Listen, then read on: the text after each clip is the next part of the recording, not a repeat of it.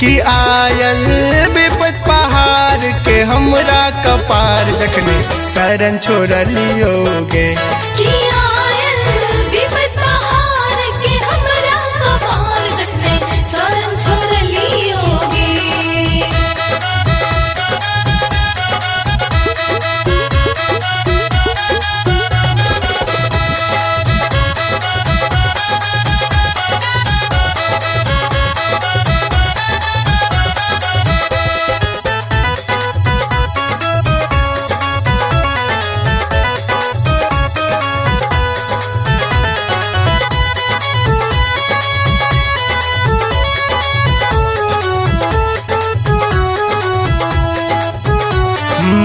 तेज शरण तोहर जग के हम देखलो, गिरगिट सन के रंग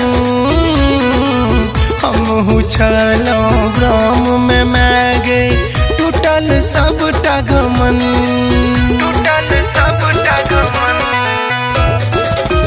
गए तेज शरण तोहर जग के हम देखलो, गिरगिट सन के रंग हम छलो ब्रह्म में मैगे टूटल सबटा घमन। जग के कोनो ऋत में प्रीत ने से हम देख लोगे, कि आयल विपत पहाड़ के हमरा कपार जखने शरण छोड़लियोगे। कि आयल विपत पहाड़ के हमरा कपार जखने शरण छोड़लियोगे।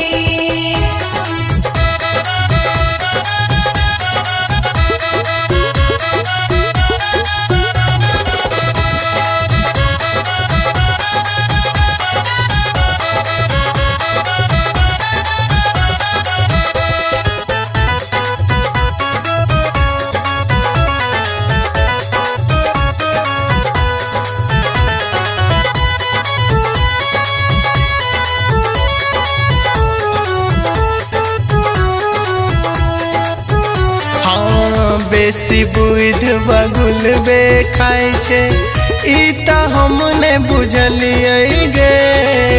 दिनहीन के कियो ने पूछे बात ई ने बुझलिए गे, बात ई ने बुझलिए गे। बेसी बुध बगुल बे खाए छे ई त हमने बुझलिए गे। दिनहीन के कियो ने पूछे बात ई ने बुझलिए गे। लिख करो सन राय पठल कवि कुमार सुनाबोगे, कि आयल विपत पहाड़ के हमरा कपार जखने शरण छोड़लियोगे। कि